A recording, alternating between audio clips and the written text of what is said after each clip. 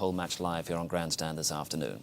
But more high-profile Australian commentators coming up now as we turn to motor racing. And a couple of weeks ago, great disappointment in Adelaide as that heavy rain rather made a mockery of the final round of the Formula One World Championship.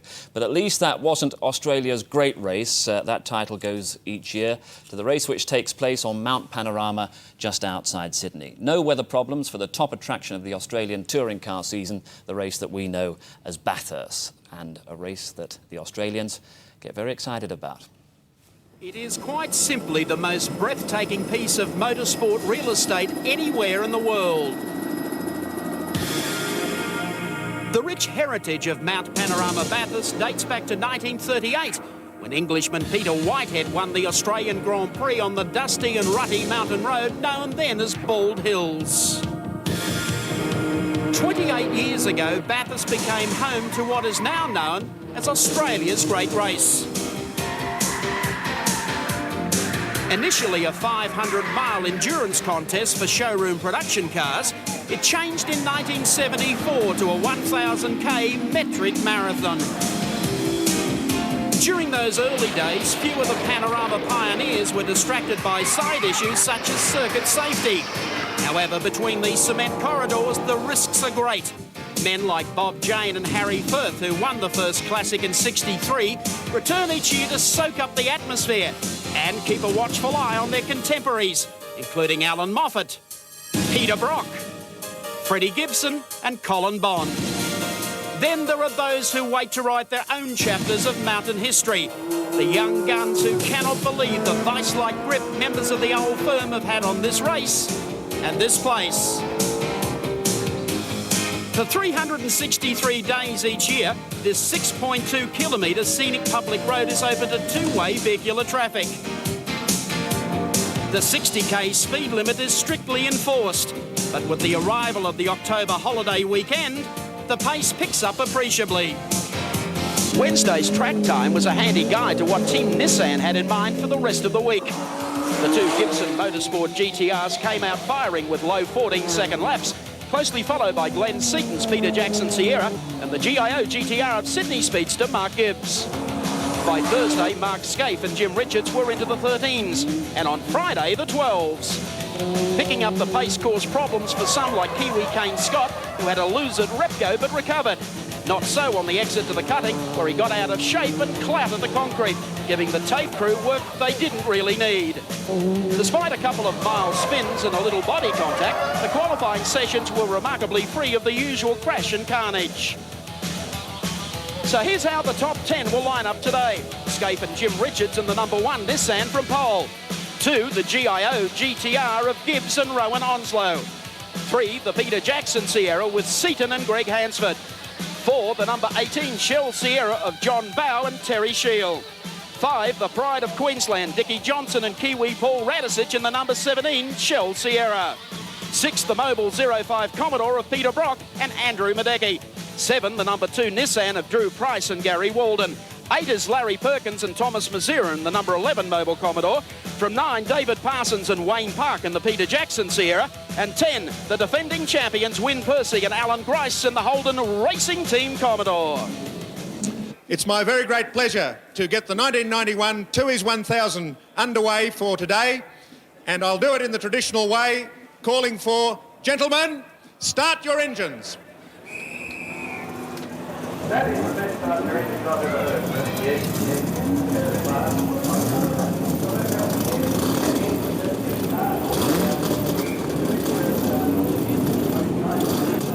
Jimmy Richards in the #1 car sits there. Pictures from our pole cam that will be able to bring you beneath the cars during the pit stops.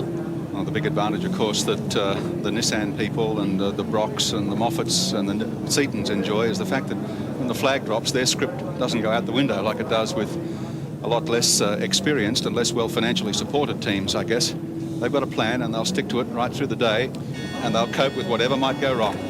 Not too far off the start, about 10 seconds away from the 1991 Great Race. The 7 Network welcomes you to Bathurst. The 29th edition of the Great Race. They're racing off the starting line. We take chopper cam, and you can see that Mark Gibbs has absolutely stonewalled them off the start, and in fact I wouldn't be surprising to see whether Dick Johnson has been able to get up on the outside. Jim Richards missed the kick initially, but they're all through the first turn and heading up Mountain Straight now for the first time. No incidents through past the sand trap. And Mark Gibbs, the young Sydney driver, driving for Bob Forbes Racing in the GIO Nissan. There he is, out in front. Jimmy Richards back in third, and it looks like a great start from Dickie Johnson or John Bauer. Nissan Ford as they head up the mountain for the first time. A poor start from Richards, but he did get it going. Look at this, the GIO car of Gibbs Onslow. These young guys have got a lot to prove, and they would be rapt to be leading the first lap of this race. And Glenn Seaton coming back after a tardy start, slipped from third position on the grid back to about ninth, but has recovered a few places already. You can't win this one in one lap. But Mark Gibbs is sprinting. The two Johnson Sierras, second and fourth, split by Jimmy Richards, and wait for the crowd to acknowledge Peter Brock and the Holden set at the top of the mountain. Here's Richards sitting in behind Johnson. There's a second of the Nissan GTRs, the Price Walden car. Peter Brock just ahead of him, holding up the Holden flag on the first lap around. Coming down towards the dipper. The exit from there. Win Percy up with them. Beautiful shot from our chopper at the top of Mount Panorama as they run down towards Mazda Forest Elbow. And an incident-free start to the event as they work their way now to Conrod Straight for the first time. One of the early ones out car number 32 with a head gasket problem in the pits already. Bobby Tyndall. Big disappointment for him. Yes, they would be. That's the GIO car that's cross-entered for Gibbs and Onslow, so they haven't got another car to fall back on. But boy, if they got the pedal down in this opening lap, they've opened about 100 metres on the field as they come through Caltex Chase the first time around. Notice one of the Moffat cars already up alongside Win Percy, and down on the brakes comes Jim Richards, takes the number 18 car. Dick Johnson sits in behind as they strike off the first lap here at Mount Panorama. Mark Gibbs driving for Bob Forbes Racing in the Nissan, sponsored by GIO, will lead them up Mountain Straight for the second time. Nissan first and second, then the two Shell Team Sierras, followed by the second of the Nissan team cars.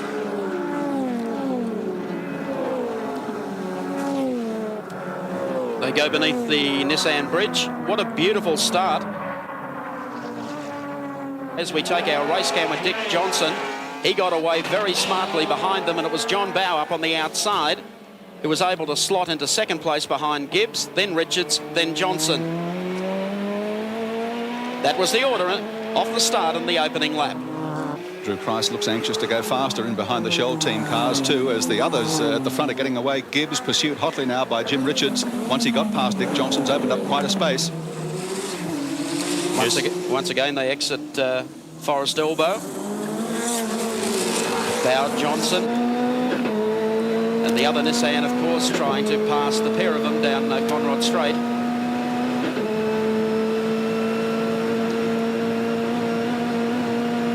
Absolutely flat strap there. There we are, as we expected, the two Nissans making a break on the field. Richards has certainly closed the gap on the Gibbs Onslow car. Two Shell Sierras locked in there, the third of the works cars, as they filed into Caltex Chase. And you can see the gap there too. About 150, 200 metres back now to the third, fourth and fifth cars. Gibbs being hauled in rapidly by Jim Richards. Richards, I think, anxious to get to the lead. Nose to tail, the next half dozen. Glenn Seaton going through. Neil Crompton, or Brad Jones rather, in the number 7 Holden dealer team car. Well, the beauty for Jimmy Richards here is that he's got a second car to fall back on if something goes wrong with this car, so they can really use the lead car as the hare and make all the tortoises follow. Dies for the lead now as Mark Gibbs in the GIO Nissan is passed by Jimmy Richards on the outside. Richards sneaks up, takes the lead away. Gibson will now fall in behind. They have already established quite a break over the rest of the field. The exit from Repco Corner, and they work their way now towards BP Cutting. And I would think, and probably Mark Gibbs is not too disappointed about that. He can sit in behind Richards, watch what he does, and he's clear of the traffic. Drew Price has taken the 17 Shell car, moved up one slot. Johnson just ahead. Peter Brock, a master at this. And as they exit Mazda corner, it doesn't require too much in the way of commentary. Just listen to that awesome V8.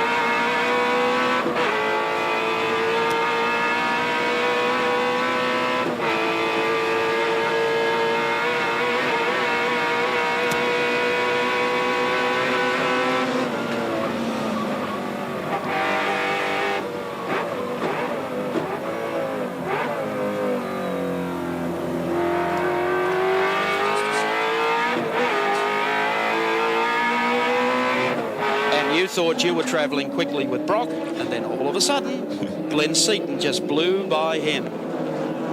We'll stay with Brock because he has Win Percy, and he is just a pass master on Mount Panorama. Glenn Seaton, the man on the move, has cleaned up Brock at the end of the straight, now looking after one of the shell cars. Very impressive first few laps from Glenn Seaton in the Peter Jackson Sierra. The man who's been on form all year, finished 4th in this year's Australian Touring Car Championship. The car has seemed virtually bulletproof all year. Last lap for Jim Richards, 2:18. Look at this as Glenn Seaton on the inside. Here he comes. Car number 30 through on the inside of Dick Johnson.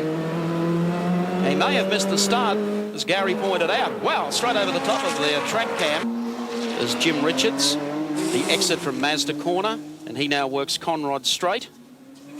That's the gap back to second. Mark Gibbs, a little taily coming out of there. Then followed by John Bauer.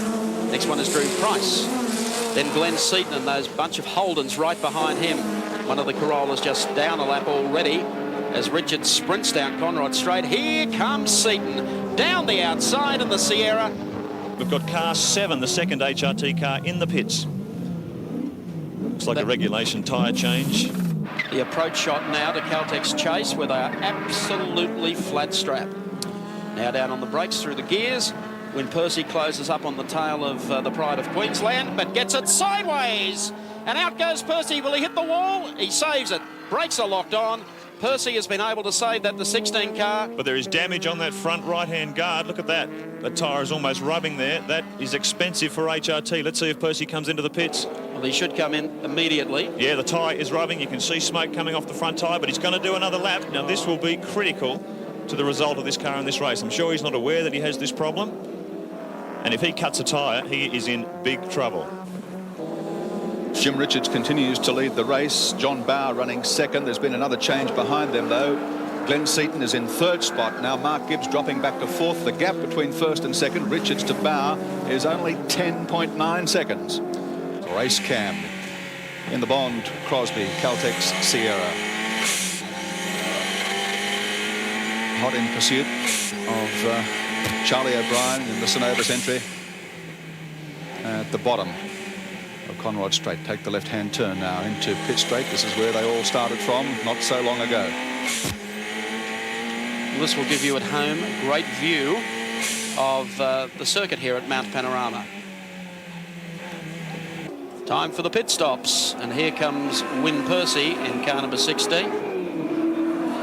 John Brady, see Win taking the belts off already. Take it away, Johnny Brady. Thanks very much, Mike. It's a scheduled stop. They're pretty happy with the way things are running at the moment. Alan Grice hopping inside the car now. They've been pretty happy with the way they've been able to get the car going over the last couple of days, and it seems to be running okay up there. Bar a couple of little troubles early, a bit of fender damage from that earlier mention that we had. They're just doing a bit of pedal beating up front, but they're out now, and it's a pretty quick stop. Fuel just going out, and Alan Grice back on the track. Thank you very much, John. That was a quickie too. That was a super duper stop. Done it at 22 seconds? Yeah, 21 seconds, And yeah. as you can see, Larry Perkins also in the pit. Win Percy sixth when he came to the pits. Grice now in the car rejoins in 11th place. Hope you can keep track of all this. Well, it all happened so quickly. Oops. Now Thomas Mazera has stepped into Larry's car. Very talented young driver, Thomas Mazera. There's Jimmy Richards, car number 1. Is bound for the pits, and here he comes. The two cars still sitting in there stranded. Peter McKay is down there. Jim already slipping the belts off. Take it away, Pete. Thanks, Mike. Yes, it's a scheduled stop. Refueling. I nearly went through on the bottom of the managed to escape that. There is a wheel hub rolling around in the middle of the pit lane, but I think it's one from the Jim Richards car. Any problems you've been able to find out about the Drew Price number 2 car? Mike, Fred Gibson said they couldn't find anything wrong. Drew reported the car was wandering around coming down Conrod Straight, and he made the precautionary pit stop to check on it, but the boys couldn't find anything, and Fred thinks it could be just that the tyres are cold, and he sent him back out for another check. Richards, of course, came into the pits leading the race, handed over to Mark Scaife. He has now rejoined the event running in 4th position. So that would put the young Victorian, Glenn Seaton in the Peter Jackson Sierra, up into the lead, car number 30. Reasonably slick stop that was too for the number 1 Nissan, just under 30 seconds.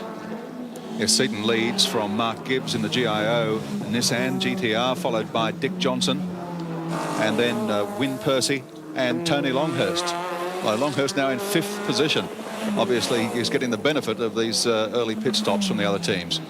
And after a frightful season of tailgating the Nissans and some problems with trying to make the Sierra very competitive, Queensland's favourite son now finds himself leading the great race. He certainly has had some tough times in the Australian Touring Car Championship over the last 3 years, but his finishing record in Sierras at Bathurst is surprisingly good. He was 2nd in 88, he won the race in 89, and one of his team cars at least was 2nd here last year.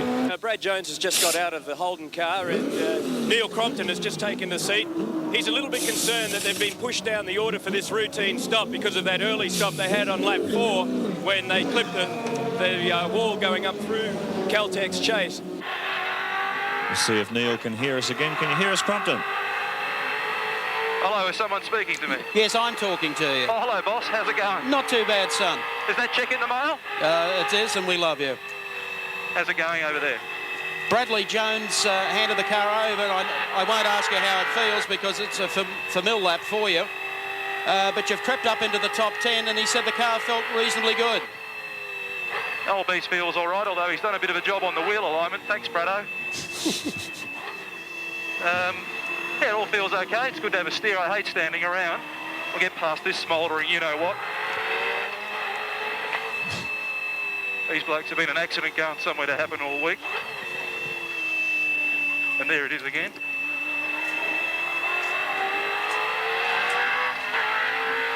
Holden power. 05, the Peter Brock Mobile Commodore is in trouble. Andrew Madecki at the wheel. He's stopped on the climb up toward the cutting. He's got nothing going there. No. That 5-litre V8 is dead as a doornail. And that's the Sala Lusty car. Another Sierra that's lost a wheel by the looks of things. Well, they've had considerable problems with this car today. They had turbo damage earlier that kept them in the pits for a considerable while. Shuffled them right back to the back of the field, and they're in serious problem. Can't see until they come around the next curve what the problem is. Front right, by the look of it, it's either missing altogether or it's missing altogether, all right. Oh, there's doing some damage there. Lower ball joint on the suspension being ground away. And they might have troubles when they get back into the pits. There'll be a lot of work there. I'd like to know who's supplying the wheels and tyres for car 44, because I think at last count it's been through 3 of them. That's right, and both team cars have lost a wheel. 05, by the way, Peter Brock's car is now in 33rd place with Andrew Miedeke at the wheel. Car 4, the GIO Nissan, currently running in 6th position, is due in 2 laps for fuel, tyres and a driver change. So here is the race leader, hard on the heels of the Synovus Moffat entry, car 10. Gianfranco Brancatelli at the wheel of the leader of those 2 cars. The race leader, of course, is the car behind. And Mark Scaife, the man who picked up $15,000 for winning pole position here for this race. Car 10, by the way, is in 9th place and about to be lapped by Scaife. They're an awesome machine, John, the GTR. They are. They're awesome. It's just to see whether they've got the endurance to last the distance here. Well, the 11 car is going behind the pit wall. Larry Perkins, Thomas Mazera. That challenge is over. Oh, now we have the Mark Gibbs, Rowan Onslow GIO Nissan. Scheduled stop. Yep, was running in the top 6. This will give you an idea of how close they go to the walls here. We'll stay with this across Skyline. See just how quickly over the white line. Coming up to Tui's turn. Left-hander kink here. And the track dips away to the right here.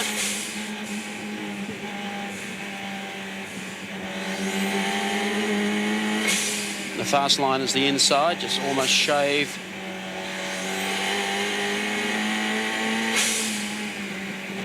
Conrod straight, Dickie Johnson. You're killing him, son. Mate, I can sort of kind of hear you. It's not all that good, the reception, Mike, but we're just pressing on regardless. That must give you some heart after a pretty wretched season in the Touring Car Championship. You found all that consistency on one day. Well, we had so much drama in the lead up to this race you wouldn't believe. And thank heavens we found what the problem was prior to the race, because it was a fairly serious sort of a problem, which was, you know, as you know, electrical. That we had interference in our computer, and it was blowing engines for us, which is not a nice sport. And there's Crompton's car stopped on the side of the road. Oops. Yes, Neil Crompton, Brad Jones, number 7, the second of the HRT team cars, getting pushed to the side of the road. What happened, son? We're out of gas, very high-tech problem. Oh.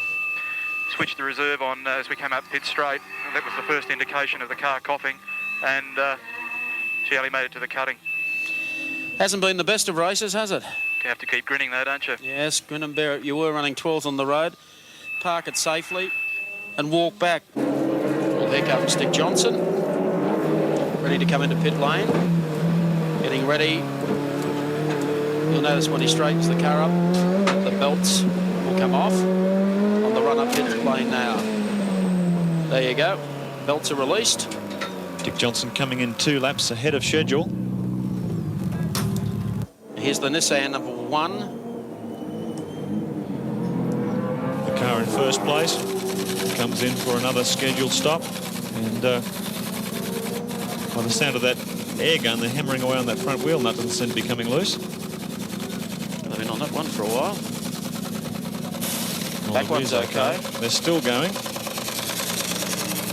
Well, there's problems here. Oh, there it goes. So, new wheels and tyres on. A little bit of oil leaking out there out of the, looks like the hydraulic floor jack. Shouldn't affect the running of the car at all. But the engine's fired. Back down on the ground. 40 seconds. After that pit stop, Nissan rejoined in first place, but we've got problems for the 17 car, John Bow. Oh dear. Smoke pouring from the front left-hand wheel. That's looking fairly terminal. And that's looking even worse. Yep, the Seaton car was coughing and spluttering its way out, and it hasn't even made it out of pit lane. I can see the Peter Jackson pit crew running up the end of the pit lane to pull it back. Oh, look at this. Smoke pouring out the inside of the cockpit of the 17 car. John Bow getting covered in smoke and fumes. The wheels shaking, obviously a problem on the front left-hand corner of the car. But he's only a couple of 100 metres from pit lane, so he should make it back. Well, that's quite a barbecue in the 17 car. Meanwhile, car 18 comes in. This is going to be good when 17 arrives. Yeah, we're going to have 2 Shell Sierras, or one of them at least, not on a scheduled stop. And Johnson's recent bad luck continues. 1991 has not been his year. Well, that's shades of last year, isn't that bad luck? Dave Barrow. These guys clouded that on the wall, hasn't turned, and now the 43 car straight off into the sand trap. Goodness me, these 2 cars had a heck of a day.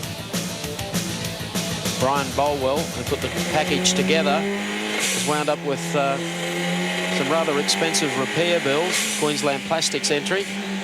Bad luck to Brian as we take our race cam. Sitting on top of Colin Bond's Caltech Sierra, car number 8. Car 8 running in position 8. So Bondi sitting in the top 10 for most of the day. Had a few problems earlier on, but managed to get it together, and the car seemingly running reliably now.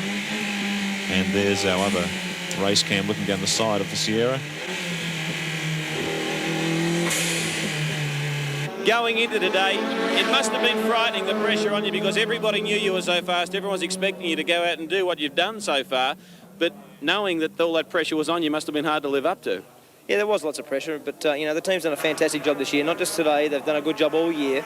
And, you know, the preparation of the cars has been fantastic. Have you pushed the car yet in this race? We haven't really driven that car as hard as I just drove the car too, but, you know, that car, you know, has been faultless all day. We've both, every time I got out of the car and I've said to Jimmy, what's the car like? He said, oh, it's fantastic, drive it again, Scafey. So it's been really good. I'll keep your fingers crossed, your toes crossed, and I hope it goes well for you. Absolutely, thank you. Thank you, JB, and thank you, Mark Scaife. Blimey, I don't believe it. Fred's broken into a smile. As Jimmy Richards comes down at the end of Conrod Straight. Well, 10 years ago, 1981, Nissan began their campaign for outright honours at Mount Panorama. Last lap board out. As Gentleman Jim looks for Bathurst victory, number 4. To the end of pit straight. Now up the mountain for the final time in the order. Oops, we've had one go off. Looks like the Dualman car there off on the side of the road. Little BMW. It was running second in its class. Yes, it's parked on the side of the road. So the order is Richards over Wynne Percy, Alan Grice, and Mark Gibbs, Rowan Onslow, as Bondi trying to limp round just to finish this lap off. Still running in 8th. This would still be a lonely time for Freddie Gibson to be so close, but we've seen things happen. Fred can remember leading one of the races here, popping a tyre and winding on his lid at Skyline. But the crowd should be ready to salute Jimmy Richards. And that they do as he heads down towards the 2WS sweeper for the final time. And here he comes. A great cheer for Gentleman Jim on his way to victory. And what a great year, the Australian Touring Car Championship. He's had to fight the young Turk, Mark Scaife, that has been groomed well and truly by Nissan. But with Mark in the car for pole day sprints and pole position for the race, and Jim there for the victory, somehow it all seems fair this afternoon at Bathurst. Yes, when you think of the long list of Bathurst campaigns by this company, drivers like George Fury, Glenn Seaton, Terry Shield, Gary Scott, boys who've all been aboard Nissan products at one stage or another, always coming very close, but never close enough. Well, looks like they're going to do it, and it's certainly well-deserved. Nissan, a long-time commitment to motorsport in this country and around the world, and they certainly deserve the success at Mount Panorama today. Down to Caltech's chase now for the final time. A smile breaks out on the face of Fred Gibson. Anticipation on the face of Mark Scaife. The run down to the final corner. Here he comes. The very last corner of the 1991 Tooheys 1000 at Mount Panorama, Bathurst. Checkered flag, Jim Richards, Nissan. That's his car. The whole exercise has been worthwhile for Fred Gibson Motorsport. Jubilant scenes as Jimmy Richards heads up Mountain Straight. Jim would love all of this. Wynne Percy, Alan Grice will finish second in the Holden Racing Team Commodore. Third place will go to Bob Forbes Racing, the GIO Nissan GTR of Mark Gibbs and Rowan Onslow. Fred Gibson, congratulations. Thanks, Cameron. Thanks very much. It's been a long time here. That's what we come here to do, is win the race, and hopefully today we were going to do it, and we have done that. So, I feel pretty happy for the team. They've done a super job the last week. We haven't had many troubles. I feel a bit disappointed with the second car not finishing, but one home's good if it wins it. The winners outright of the Tooheys 1000 for 1991, Jim Richards and Mark Scaife.